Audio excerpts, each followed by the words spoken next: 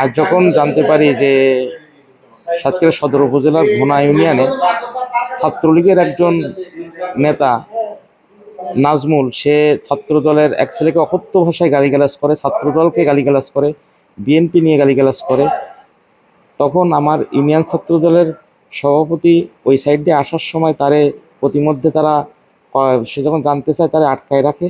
এটা জানতে পারার পরে আমরা এখানে কি হয়েছে এটা জানতে গিয়েছিলাম। যাওয়ার মীমাংসা হয়ে চলে আসার সময় প্রতিমধ্যে দেশীয় অস্ত্র নিয়ে ছাত্রলীগ আওয়ামী লীগ আগের থেকে সংঘবদ্ধ অবস্থায় ছিল, সশস্ত্র অবস্থায় আমাদের পরে পিছন দিক থেকে অ্যাটাক করে, যে কারণে আমরা 3-4 জন ইনজোর হই, এই আর কি। আমি আসলে এই মাদক ব্যবসায়ী ছাত্রলীগ আওয়ামী লীগের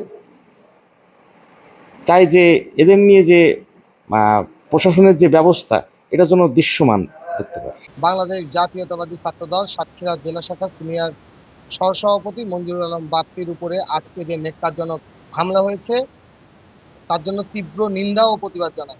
আমরা জানতে পেরেছি যে ফ্যাসিস্ট কিছু দুষ্কৃতিকারী তার উপরে হামলা করেছে। আমরা তাদেরকে গ্রেপ্তারের দাবি জানাচ্ছি, দ্রুত তাদেরকে গ্রেপ্তার করতে হবে, নইলে বাংলাদেশ জাতীয়তাবাদী ছাত্রদল সাতক্ষীরা জেলা শাখা রাজপথে এই দাবি উত্তোলন করে তা আদায় করবে ইনশাল্লাহ। আজকে আমাদের ছাত্র দলের নেতাকর্মীদের উপরে এই যে আতর্কিতভাবে হামলাটা চালানো হয়েছে, আজকে রাত 9টার দিকে, আনুমানিক 9টার দিকে তারা আমাদের 10 থেকে 12 জনের উপরে আজকে হামলাটা চালাইছে। এর থেকে 4 জন এখন গুরুতর আহত আছে, আর বাদ বাকি দুজনে এখন প্রাথমিক চিকিৎসা নিয়েছে।